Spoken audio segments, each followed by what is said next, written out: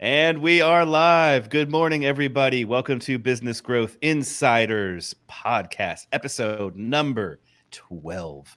I am Jeff Evans, J. Vincent Creative, co-host of this wonderful show. And with me, the ice to my baby, Lisa McGuire with Open Window Marketing. How you doing, Lee?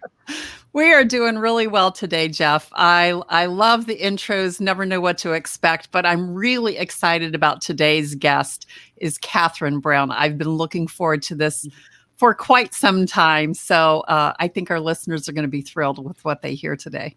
Abso-freaking-lutely. I am super excited to have Catherine on the show.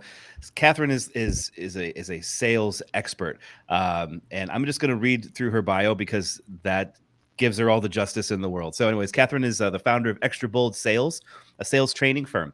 She loves selling and wants to lead a revolution to reform the way people think about what selling is. Her favorite thing is to help others learn to sell with no sleaze or cheese. Well, that's great. I love that. I'm sure that's a breath of fresh air from the Grant Cardones out there. Anyway, Catherine is also a StoryBrand certified guide, which means she's always thinking about how marketing language and sales tools fit together, which is fabulous. Catherine started her consulting sales experience by selling B2B consulting services for high-tech companies for several years before founding a boutique telemarketing firm where she served over 200 companies over a 15-year period. Her firm was an alternative to call centers where she and her staff called on C-level executives on behalf of their clients to qualify or disqualify them as potential sales leads. She founded Extra Bold Sales after recognizing a problem that needed to be solved. Isn't that what we always do? Teams that had received traditional sales training were not seeing the results in closing more business. She restructured sales training to include two parts: sales tools that we use to help us with the process, but also personal transformation, the psychology of selling, and personal development. Catherine, welcome to the show. We're so excited to have you. The psychology of selling and personal development are two things that I think are the most important part within sales and marketing, for that matter. So just welcome, and so great to have you. Thank you. Thanks. I'm really excited to be here. Thanks for asking me. Yeah, absolutely. We're really excited to get to talk to you a lot about sales today. Obviously, we're still in the midst of the pandemic, although we did get some good news yesterday from the president that we're looking at starting to go through phases to open up. So obviously, we want to open up with kind of, where do you see businesses going with sales right now? How can smaller businesses or medium-sized businesses kind of ramp up their own cash flow quickly as soon as things start to open up? Great. Well, I have been talking to dozens and dozens of business owners of the smaller size firms, and then maybe vice president of sales, director of sales of mid-market, multi-million-dollar firms over the last month. And what is one of the biggest problems that I'm seeing actually is that people are just kind of stuck and not selling at all. So, the most direct answer to your question would be to say, well, think about whether you need to package differently or maybe frame your offer differently. But really, what people need to do is just not stop selling. That's part of what I'm seeing. I think it is because people want to be nice and they want to be considerate, and they are hearing about terrible news where some industries are really, really suffering. But if you are in an industry that is not laying off a bunch of people, you don't have to close your doors. You may accidentally do that to yourself because you hold back too much. That's what I'm seeing is a really significant risk right now. So, Catherine, I think there's a fear associated with going out and selling, period, but also going out and selling now. People feel like they're, as you said this morning in your LinkedIn post, like they're going to sound like a jerk. So talk to us about kind of that mindset. Thanks. Well, before anything happened with the sheltering in place and the virus, I have been for a couple years surveying people and have been capturing some of the most common stereotypes about selling. I actually have a word cloud that I can share with the listeners later and show you guys. Yeah. But I have captured when people hear the word sales or salesman, what words come to mind. And I've done actually an empirical study where I've gathered hundreds of people's responses. And the most common responses in non-COVID times are pushy, sleazy, doesn't listen. There even are a couple references that are animal references where people say words like sharks and wolves come to their mind. Yeah. And I mean, multiple people have said this. So I have captured all that data over time.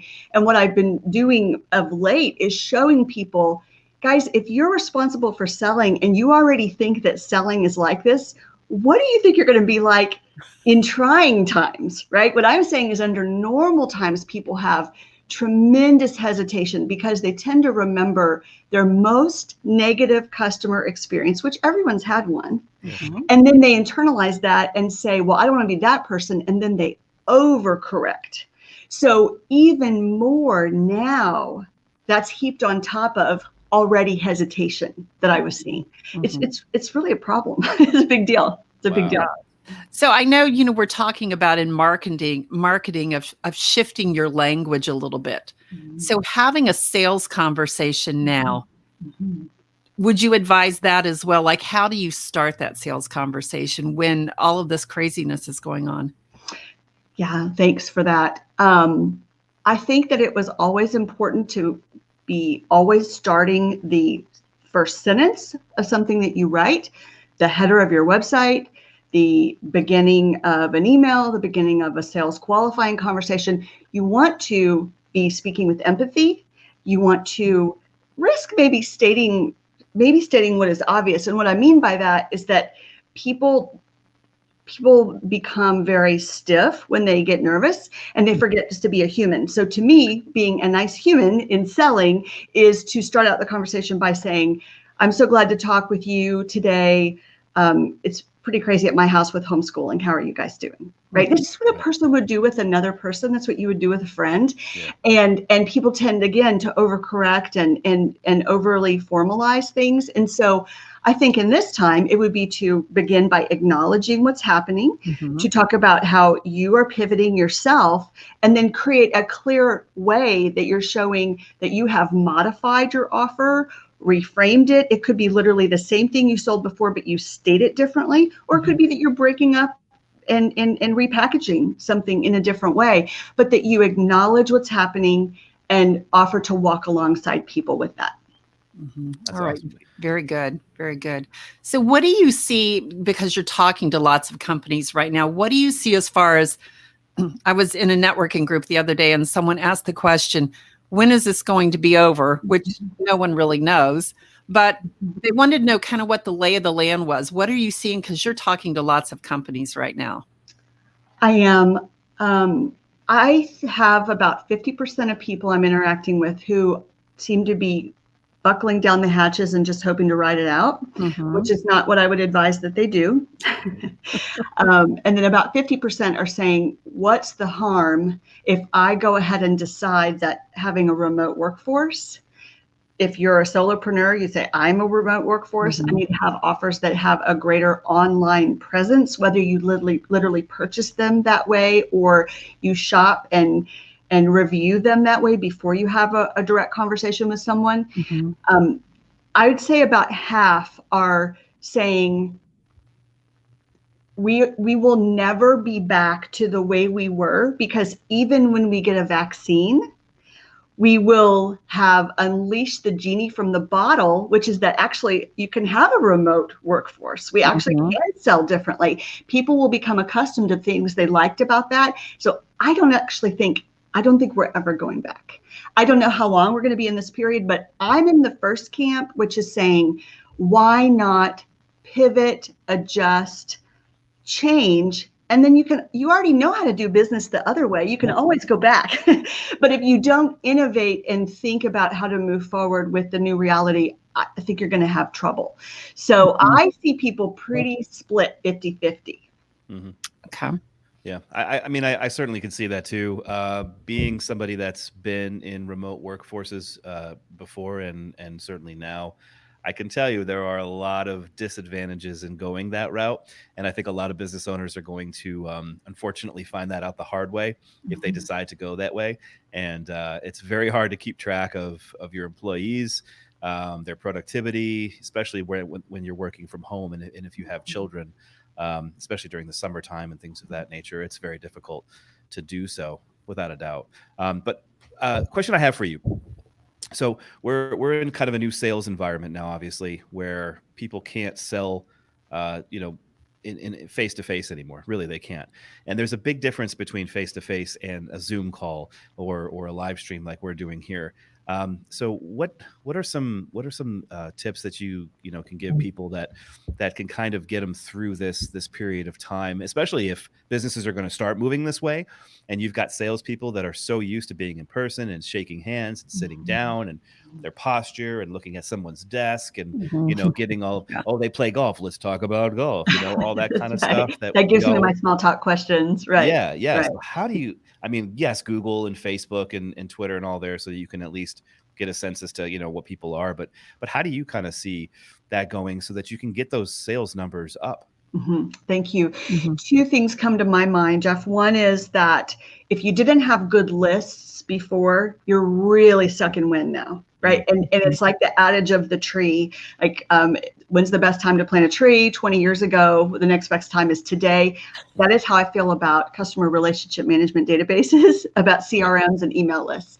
If you are not organized, and I don't care if you're a solopreneur or you're a $500 million company, if you are not organized because you do not have a list of names, email addresses, possibly phone numbers, and just basic contact information, both of your customers and prospects, start today.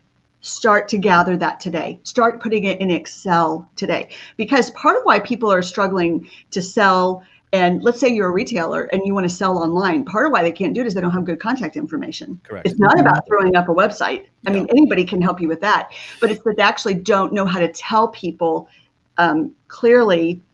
And then you have sort of all your risk if you have everything tied up with social media. So I believe you want to have those assets of those contact information yourself, and you should start that immediately if that is something you haven't done. The second thing is part of why people rely so much on face-to-face, and for sure it's an advantage. I mean, I don't disagree with that at all, but part of why they rely so much is because they're winging it. So if you think of a sales process with three distinctive phases, which I call initiating and then qualifying and then closing, where they're winging it is they're winging it in the qualifying part. So they're listening to conversations they're having live, and that's making them think of the next question they want to ask, but they don't actually have a plan in their mind. If you have a plan in your mind where you know that I need to find out what else they've tried to solve this problem, make sure I'm talking to a decision maker, how will they decide to buy? There's a finite number of questions that every business needs to ask. And if you know those, then the way you get that information can change. You see, sometimes you can get it through a form. Sometimes you can do it over email. Sometimes you can do it over a Zoom call. But if you didn't have any kind of a process before, that's being unearthed and revealed right now, because I think that's contributing to the struggle. Catherine, you and I were having a conversation the other day where you mentioned that process and a situation where you omitted one of the steps, but you didn't realize it till later. Do you want to maybe share a little bit about that? I don't mind. I still haven't heard of that lead, but I don't think I won. I don't mind sharing it all. And I feel a little bit sheepish that I've been selling for so many years. I made the mistake, but it's a perfect illustration that it's so easy without having a list in front of you or having something that you follow, that you do drop a step. So I was sharing with Lisa the other day that I had an opportunity to work with a company in Houston. I live in Houston, and I got a local lead, and they contacted me to help with some sales and marketing language. And it was a project that I was going to do over Zoom as a workshop.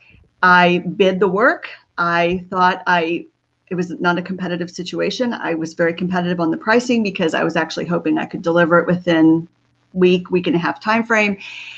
And I sent it over to them. But you always want to have a call to action in your communication. So I suggested when we would talk and walk through what I'd sent them, I didn't hear from them. So I followed up, which you always have to do.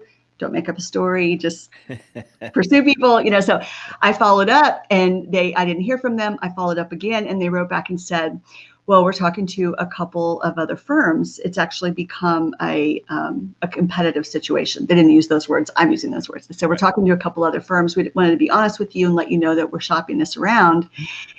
And I was a little bit stunned because I actually thought I had the inside track. And I know my bid was very competitive, but they don't know very much about all the people they could work with. I mean, I know that they've never bought a service like this before. So I'm sure in the situation of doing due diligence, I'm sure they felt like they wanted to just look around. But what I was sharing with Lisa was that I didn't ask how they were going to decide to move forward. And I did not ask if they were talking with anyone else, which you can say. You can get to that question by asking something like, how will you decide? And then let the conversation just take its natural course. Or you can also ask, have you tried something like this before? Do you have a partner you've liked working with? And they'll usually volunteer. They'll usually say, we're actively soliciting bids, and you can get a sense that it's competitive. So I did not ask enough probing questions. I made some assumptions about being a shoo-in, and I don't think I'm going to get that project. I think that there'll be others that will introduce ideas and kind of turn their heads that something else is a better option.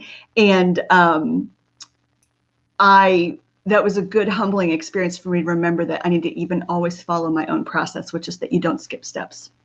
Right. Very good point. And think of how many people you helped as a result of that, being able to tell that story. So good. We're going to look at it that way. When you skip steps and you don't know the clear steps, you really are at risk. And I've had most of the time when I follow those qualifying steps, I have a very good sense and can make an accurate prediction that I'm actually going to win the work. But when you leave it open like that, you put yourself at risk. And I definitely did that. Yeah. So Catherine, you and I met back in December. We were at StoryBrand Certified Guide Workshop. And so Matt just happened to sit next to each other and hit it off there, which is how we got together there, Jeff. But all right. Yeah, one thing that is very common, I think, with small business owners is we don't know how to sell, or we're afraid to sell. Like as soon as you say the word sales, you do what you do very well, but then there comes to that and you freeze up. And I know we've had conversations before, and the biggest thing I learned and took away from you is to shut up, like to listen, like to ask questions and then be quiet and just let them listen. What would you say are maybe 2 or 3 common mistakes most people who are not trained in sales will make? First, I would say that it's not having a clear call to action at the end of every interaction. So what I mean by call to action is, and certainly your listeners in the marketing world know this because it's the button. It's the buy now or schedule a call or download this PDF. Those are the instructions you give people. But in voicemails, emails, and sales qualifying conversations, we want to always agree to what the next steps are and know what each party is responsible for. So what's really common I see is people say, let me know if you'd like to have a conversation about that. And that is kind of the chicken way that you ask because you are being polite. This is how you frame it to yourself. It's not that I think a person wakes up and wants to be a chicken. I'm being a little bit facetious in saying that. It's framed in the doer's mind as being polite because they don't want to be too pushy. So they're saying, I have now given you a lot of value and let me know what you want to do next. The problem is that people who are our buyers, they're so busy. And so they just don't always take action because we didn't drive a date and we didn't give them a clear path to follow. And so then we get in this terrible situation where they don't reply quickly. It gets low in their box. They get busy. They forget. And then we begin to make up a story about how they are or aren't interested in working with us. The entire thing is our fault because we were not clear about what to do. So that's the number one thing people can do that will make it go better for them. The second is to have a few great go-to questions that are broad enough that you sound like you have expertise in what you're asking, but they're not so specific that they get a yes, no answer. So for most people, that's asking something around what's brought us here with your goals right now. Like, why are we having this conversation? So that they start to tell you and unpack the reason we're talking about this specific email campaign I have in mind is because I'm trying to accomplish these other goals. And you want them to talk a lot so that you can be listening. They may not need what they came to you for. You might have better recommendations for them by listening to what they're saying, but you have to get them talking so that you have the opportunity to actually diagnose what needs to be done. So I have memorized several open-ended go-to questions that are relevant for my selling that I rely on over and over and over again. And of course, the person who's being asked doesn't know that everyone else gets asked the same questions. They're having an individual, unique experience. Right, exactly. Would you mind sharing maybe one of those questions with us just to give us an idea? Right. So piggybacking on what I said a minute ago, if someone calls you for a specific request, let's say that I'll stay in the marketing realm, since a lot of our listeners are marketers. If someone calls you and says, I need a website, the novice thing to do is to let them direct you down a path about all of the things that the website needs to include. The sales pro thing to do is to say, great, I love to build websites. Let me ask you a few questions. Can we take 10 minutes and you give me some idea about what you've done so far and why you think that's the right next step? I use the word context all the time. That's sort of an insider trick I'll give you, is I'll say, would you give me some context for your question? And then that's asking someone to go up 10,000, 20,000 feet, right? Would you go up and give me some idea? Because we're thinking about strategy and we don't want someone to tell us a tactic if we know there's a better tactic. Right. So I will ask some kind of question like that gets at big picture goal. I do that every time. That serves you really well when you do that. Another would be to say, how will you decide if you want to do this? Okay. The thing is that most of the time they actually don't know the answer to that question. Right. They don't know because no one's asked them. But that is a way that you're showing authority. You're showing empathy. It's okay. I make sure by this time, even if they can't see me, it's not on Zoom, I'm smiling a lot. I'm being very warm. I'm trying to create an environment where it's okay not to know, but they actually will decide sometimes on the call. They'll say, oh, well, so if they're a solopreneur, they might say, well, if I'm going to make a financial decision of this investment, I need to talk to my partner. Right? Or might need to talk to my spouse, depending on how much money it is, or they'll say, if this also sniffs out if someone is influential in the decision, but they're not the decision maker. Right? So for more expensive projects, sometimes someone else is vetting us, right? And then they actually can't buy. So that allows them a face-saving way of saying, well, I need to talk to so-and-so. Right. Which is critical that we find that out, because otherwise we could go through a long process thinking that we're connected to the right people. And actually there's another person behind a shut door that is actually the decider. Right, exactly. And, I think what I've heard from those two answers is really you are taking a position where you're leading them or guiding them. I love that word, being the guide versus letting them lead the conversation is you're helping them make that decision. And that's very it can be done in such a warm and relaxed way. I feel like people don't know when now they know from the podcast because I'm giving away all my secrets, but they don't know that they're being put through a framework of questions, because it doesn't really matter the order you ask them in. What matters is that you get the information eventually. So because it happens very organically over a conversation, they're actually behind the scenes, I'm using my hands this way, right? But behind the scenes, the conversation is twisting and turning like this, and it feels very natural because it is very natural. But behind the scenes, I'm thinking, right, you're checking it off. Decision maker, how they're going to decide.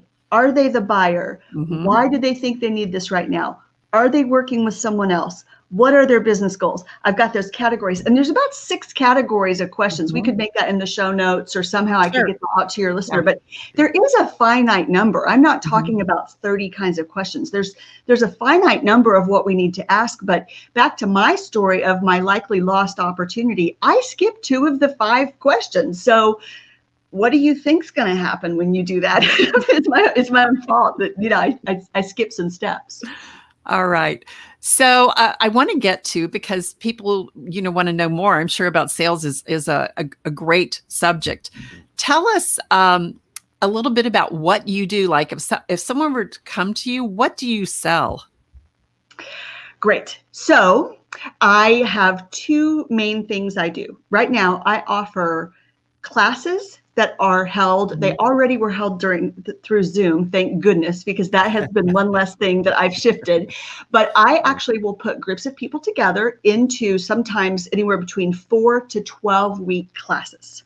Okay. And so I have a curriculum that I take them through. We cover the 2 main aspects of selling. By that, I mean the sales tools. So that's things like the qualifying questions I just mentioned to you, how we position and describe what we sell, the process we take someone through. That's what I call sales tools. So we always go through sales tools, and then there's always an inner transformation, personal development aspect, because of the word cloud, because of the pushy, sleazy, cheesy wolves and sharks, because of people's apprehension about what selling is, we have to look at that issue every time also. So whether people do 4 weeks to 12 weeks worth of weekly classes with me, we always cover those 2 buckets of information. Okay. So a business of any size, you could be a solopreneur and you could participate in that, and you would do it online, live. There's homework, there's reading, and there's live teaching. The second thing is I have that exact same material, except I can offer it inside a company. So that would look like formerly and post COVID-19, that could be in person. But also it's often that it would even be kicked off in person and then continued via Zoom, because that lowers travel costs, expenses. Right. And once you make make a connection with someone, they're usually pretty happy to have that delivered remotely. Same thing, going through the tools they're using, going through the process they take their customers through. Do they have clear qualifying questions? And then we cover their own personal goal setting and what they're hoping to, what changes they want to go through to become a better seller themselves. Okay. All right. Very good. Very much needed in a lot of different areas. It's fun. I've had the most success in several industries. Basically, the more complex the thing is that you sell, and the more expensive the thing is that you sell, the more important it is that you actually have a process. If you have one product you sell and it can be sold online, you might not have been thinking of it this way, but you actually have some of the qualifying questions that I listed. They're actually on your site already. Right? You're self-qualifying. Yeah. But if it's a direct sales, business to business kind of situation, which is often when I get pulled in, the more expensive, more decision makers, higher stakes, the more important it is to kind of map out what that looks like. And again, it feels easy for the customer when we do a good job. If we're a good guide, it feels easy to them. But we know there's a method to our madness, and we have steps. Right. So I can't let you leave this call without asking you this question. There is an unspoken position between sales and marketing. Sales will say marketing doesn't understand us, and marketing will say, oh, those salespeople. Now you've got a foot in both, because I know you're just an expert in sales, and I know you've got training in marketing because I saw you go through that. So tell us how we can navigate in our companies to marry this. What can we do to kind of have this unspoken war going on? I have been recognizing the battles in this war for 25 years. My entire professional career, this has continued to be true, especially inside bigger companies. So I would say in isolated cases, it has improved some, because the more you have to utilize the internet, that's what's happened in my career lifetime, is that people have begun, customers have expected to see video. They've expected to do more self education before they talk to a sales rep. And so that's forced marketing and sales to come together a little bit more. But my recommendation would be to anyone who is a leader or influencer in either camp, marketing or sales, that they invite the other side to participate in everything from social media planning to our common language discussions, the strategic planning. It's amazing to me how many are still divided in even the reporting structure. Oh yeah. So the more people can ultimately report up to a same person in a bigger company, and the more those teams can talk, the better. What I'm seeing that's happening that would be, I think, of particular interest to your marketers is that it's pretty heartbreaking to go to so much trouble to get a clear message on the marketing side and have it not trickle its way all the way into the selling voicemails, emails, scripts, product descriptions. And I think that's because if you haven't been in corporate sales and you're not familiar with what those tools look like, you're not doing that on purpose. People just don't always know that all of that needs to map over. The same value proposition, the same basic descriptions of how you serve customers and what problems you solve for them need to be consistent across the whole organization. So it might literally mean inviting people to different meetings. And if we're marketers and we're doing strategy work, make sure that the director of sales, vice president of sales is in the room, and do not have that meeting if that person can't come. I mean, they really need to come because it's in everyone's best interest. As marketers, we want our stuff to move all the way through the organization, and salespeople want marketing to ask what they need to know. Right, exactly. And salespeople have such valuable information. They have that face-to-face customer experience. They know what's going on with their customers. And so if you're planning that in a behind the door room, it's not going to go well. It's not going to go well. I had to ask that question. No, I love it because it's pretty much the same problem I've been seeing. It's alleviated a little bit because just the rise of people, a big shift. I'll mention real quick, a big shift for sellers who sell business to business products and services. A big shift for sellers is that you're not responsible to be the first educator anymore to a customer. They will have gone online. They will have looked on LinkedIn. They will have shopped around and done a lot of comparison before they speak to you. So that makes the responsibility of the salesperson to be more of a true consultant and guiding that process once they're already somewhat educated. And we rely on marketing to help do that. So I'd say the barriers have come down a little bit, but literally getting all the people in the same room for big decisions and having more conversations cross department certainly is needed. All right. Very good. Very good. Catherine, some of our audience is a smaller local Atlanta, Alpharetta, Georgia based listening audience as well. So what would you say would be the best approach for them here with sales and or marketing? Where do they need to put their focus right now to be able to generate that income again? So I think that I'm going to frame that, Jeff, as creativity in selling and give you a few examples. The great news is that as humans, we have this inexhaustible, renewable resource, which is called creativity. And artists, we think of artists and musicians and other kinds of people maybe as being creative types and or even graphic designers in the marketing world, right? They're creative types. But every human can be a creative type. Right. And so I would first of all not divorce sales and creativity, right? Because creativity can be demonstrated by the way I discuss what's happening right now, the way I write an email, what I say on my website, what I drop off to people, the added value I provide that may seem, it's not my direct service, but it's complimentary. I'll give you an example. Yeah. I was doing some training inside a luxury clothing company earlier this week. They historically have sold through trunk shows and in people's homes. And their clothes are expensive. They're beautiful and they're expensive. And I know about them because I've been a customer. But they have relied heavily in the past on face-to-face.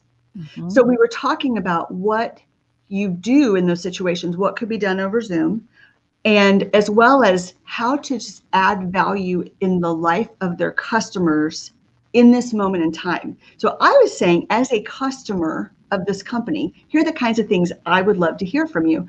What are your other favorite products you're using right now? Mhm. Right? What other services have been useful to you right now? Don't forget to remind people, you may not just buy this thing from me, but is it appropriate for a gift for someone else? Mhm. Right? I mean, that people need prompting and help thinking. So in this case, I was saying people love to get close. So don't forget Mother's Day is coming up. People are still having birthdays. People are still having funerals. They're smaller than people would like them to be, but it's still happening. People are still getting married. Okay. So there are still needs, but you might need to show creativity in how you make suggestions to people in a thoughtful way. I think nobody is over communicating with their customers. I'm not worried people are being too pushy. What I'm seeing is people are doing nada. So I would say do something. Put yourself in your customer's shoes. What kind of email would you appreciate receiving? And reach out to people. I am stunned how few service providers I've heard from. Oh, I'm not stunned at all. It is the Really, I'm stunned. it is the rule. No one communicates. I mean, you have restaurants and retail locations that I don't understand that. That is the first Mhm. thing you should be doing is getting an email address from somebody that's either buying food from you as of Mhm. to go right now, or back when before pre corona, we had actual in-house people eating. I mean, it's absolutely shocking. There's too many choices in the world, no matter what industry you're in or what you sell. There's too many choices, so you have to stay top of mind. Otherwise, people are just going to forget about you. It's just how it goes. And if I can mention one more thing, Jeff, the other thing I'm seeing, I'll give you a very quick example of this. Another thing I'm seeing is that when people get a lot of negative news, they make a decision that means something for them personally very quickly, whether that's true or not. So a Yeah, case in amen. point is that I was talking to a retailer in Texas. They already had a storefront and an online store. So that was amazing because they already had the online store set up. So that was really great. So we were talking through what her choices are, and she expressed that the first week that the shelter in place came into being, she emailed everyone and said, I hope you're okay. She said, I just wanted to send out a message. So she does have database, does have email. That's awesome, right? So by then, about 10 more days had passed. And I said, well, what have you done since then? And she shared that she said, well, I haven't figured out what I want to offer for people to buy because I feel concerned because people are losing jobs. And we went on and talked about other things. And then we came back to that conversation. I wanted to circle back around and I said, I'm thinking about who's probably in your database and who you sell to. Are you sure that the people you sell to are losing jobs? And there was such a long silence, you guys on the phone. I thought, I've really stepped in, like this is, I really felt very, very awkward. Yeah. And then after this awkward silence, the owner said, I don't think that's true. I had just decided it was true. Wow. Yeah. And so I'm like walking around banging the drum of telling people that story because number one, you need to limit your news intake. If you're selling and you're trying to love people through selling and be a good guide, then you really have to stay in an energetic, positive mindset of giving, which you can't do if you're totally stuck in the dumps, right? So you need to limit and be very careful about your own environmental influences that affect your mindset. And then make sure that what you are ruminating on in your own head, make sure it's true. Right. In this person's case, people who can buy her products are not the same people who are going to be the first to be let go. And that, I don't mean that as any disrespect to anyone that's struggling in this environment, but in her case, that was a mismatch. And so you don't decide for other people that they can't buy from you if they had money before. Right. Yeah. And I think a lot of times we easily take our own situation and apply it to someone else when it's not true. But the thing I hear you saying, Catherine, is people will go where you lead them, and leave it up to them to make the choice. Don't put that choice on them. Mm-hmm. Yeah. I have even industries that are struggling right now. I'm still following their information, and I can't wait to buy again. So I hope they can hold out. I hope they can make it. So for example, my personal Instagram is full of travel. I mean, I love to travel, and I'm following all these travel sites, and I can't wait till I can do that again. You can go. I've made clothing purchases. I've made retail purchases in anticipation of looking forward. I'm not going to be doing this forever. I am going to go places again. Yep. And so when there's a great item on sale or something I know I'll enjoy, I'm still buying. Yeah. I'm still in business, so I still need great clothes, And so if those organizations didn't continue to push out those offers to me, they would miss those sales. Yes. Yeah. Very true. So before we let you go, I have to ask, because there's so many students of sales and sales training, what would be maybe a book or two that is one of your favorites that you could recommend to people? My favorite is from the 1990s, and I love to tell people about this book because I think if you saw it on Amazon, you would not pick it up because it needs a new cover. Graphic designers out there, it needs a new cover. And I hope the people at Integrity Systems hear this, because I think it's the Bible of selling. I love Ron Willingham's book, The Inner Game of Selling. Okay. It is awesome. It is about the first 50% of it is about what he calls the inner game, which is the things about personal development, beliefs about sales, perceived limitations about what you personally are capable of doing. And it calls those things out through a series of questions. It's very powerful, kind of like the books that would be similar to our Think and Grow Rich, right? Or You're About Asset Selling is kind of a later iteration of those kinds of mindset and selling things. But the second half, exactly, which I really enjoy that book too. But the second half of the inner game gets into some tools. It gets into purpose, values, tools, like the sales tool side of things. So I think it's a beautiful Cliff Note manual. Nice. I use it as a source guide in some of my teaching because I think it's amazing. I love that. And then general entrepreneur books. I read every 3 years or so. I reread The Entrepreneur Myth. I know that's been out forever, but the idea that as a small business owner, you should act like you're going to franchise, and you should make a process for everything and get organized and delegate what's appropriate has helped me so much with a couple of businesses that I've started. Great. Great. Well, Catherine, if people want to know how to reach you, what would be a great way to contact you? Thank you. My website would be best, which is extraboldsales.com. And there are a couple of listed here. And there is a way to schedule a free 20-minute call with me. If you want to just have a consulting call and very specific questions you want to ask, and it's going to be longer than 20 minutes, you can book an hour. Okay. And I have some great resources that I'm making available in the show notes too, with some training about common mistakes I see people make, things they say that accidentally sabotage themselves in selling, and some resources like that. So. Well, we'll be very eager to see those and read those in the show notes. So we want to thank you for being so generous with your time today and just your energy to bring us all hope that we can turn into better salespeople and not be that sleazy, cheesy, sound like a jerk. I love exactly, because we're just going to be nice humans, right? Nice humans guiding people in a process. So we can all do that. So as long as we stay off Twitter, Stay that off might be an Twitter. Environmental influence that you want to limit. Exactly. Yeah, it's brutal. All right. Well, thank you so much for being on the show, Catherine. We really, really appreciate it. Guys, everything that you're going to need to know about her is in the show notes. If you're watching this video-wise, go find the show notes. You can find them they see the ticker going across, but I figured out how to use the ticker, so it's all now. BusinessGrowthInsiders.com. Again, Catherine, thank you so much for joining the show. And Lisa? And take your business and grow. Thanks, everybody. Thank you. Bye-bye. Okay, bye-bye.